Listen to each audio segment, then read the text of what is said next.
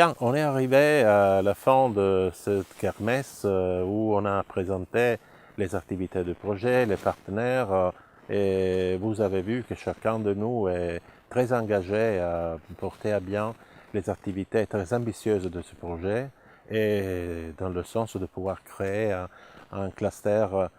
qui puisse s'imposer dans les marchés internationaux. Et pour ce qui concerne les conclusions que nous pouvons faire, je voudrais seulement vous rappeler très rapidement les tâches typiques du bénéficiaire principal, du chef de file qui est le Galelor, qui doit conduire à bien les activités du groupe de tâches numéro 1, que c'est la gestion de ce projet. Et le groupe de tâches est divisé en 4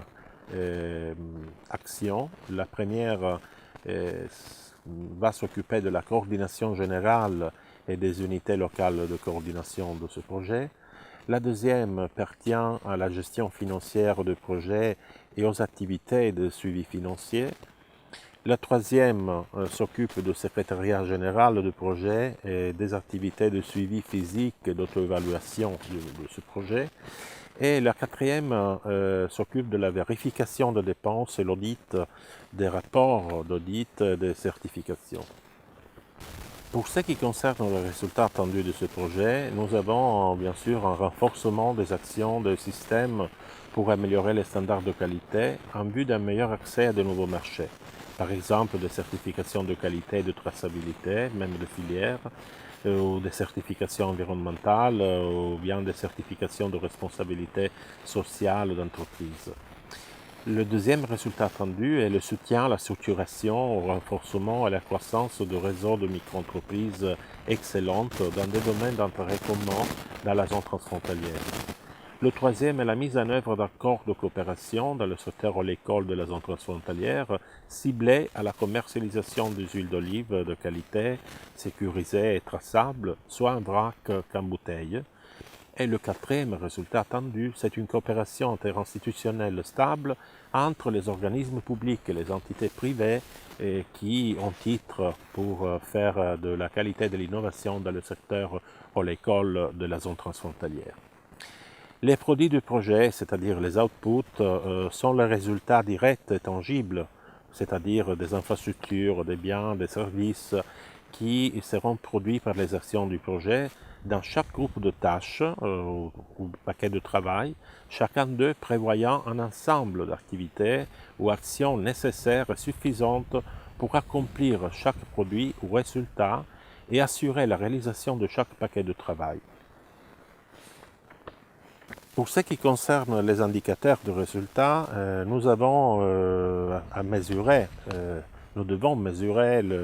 les résultats de ce projet à partir du niveau d'intensité des opportunités commerciales transfrontalières dans les domaines d'intérêt commun, c'est-à-dire dans l'oléiculture. Mais nous avons aussi des indicateurs d'output ou de réalisation qui se basent sur le nombre d'entreprises et d'organisations de développement des entreprises, par exemple des chambres de commerce, pépinières d'entreprises, agences de développement local, qui auront bénéficié du soutien de ce programme et qui devront être minimum 16. Bien, maintenant nous sommes arrivés aux conclusions de cette kermesse après une journée de présentation du projet, des groupes de tâches, de rôles que chacun des partenaires aura déroulé et des efforts qui nous tous ensemble devront dédier à ce projet pour le mener à bien. Et la valeur ajoutée de ce projet, c'est important à souligner, repose sur la durable synergie entre recherche appliquée, entrepreneurs, opérateurs, professionnels, techniciens, fonctionnaires d'humbles sphères publiques et privées de l'interzone cible. Une synergie qui doit être capable d'activer une série d'actions sur terrain à un gré de renforcer, moderniser, innover et mieux qualifier la filière oléicole transfrontalière en partageant et harmonisant activités, meilleures pratiques, normes, règlements utiles à déterminer une croissance durable sur les marchés internes et externes à la zone transfrontalière. Tout ça en répondant à l'exigence de transparence, traçabilité, salubrité, sécurité et qualité qui soient certifiés pour les huiles, même à travers l'utilisation de nouvelles technologies, en produisant des bénéfices tangibles pour les consommateurs, ainsi que de nouvelles opportunités de travail liées à la traçabilité de la filière, surtout pour les jeunes et les femmes.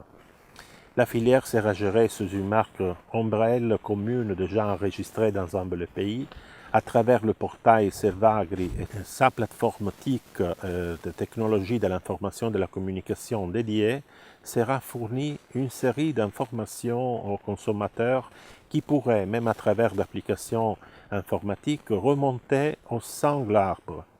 C'est une révolution du secteur adoptée conjointement par les stakeholders dans le pays qui, en valorisant les typicités propres de chaque production locale, peuvent atteindre ses propres objectifs de pleine conscience et transparence sur la salubrité et la qualité des huiles, seuls grâce à la transformation d'une compétition aveugle et sans résultat dans une coopération win-win, stable et fructueuse pour tous, lancée par les partenaires de ce projet. Bien, nous sommes arrivés à la fin de cette kermesse qui a vu engager pour toute la journée tous les partenaires de projet et associés de ce projet. Il faudra accomplir un effort commun pour mener à bien toutes les prévisions de ce projet et obtenir les résultats attendus. Je souhaite à nous tous un bon travail et je vous donne rendez-vous à la prochaine avec peut-être les résultats dans les mains et à la prochaine réunion de ce projet. Merci à tous et bonne journée.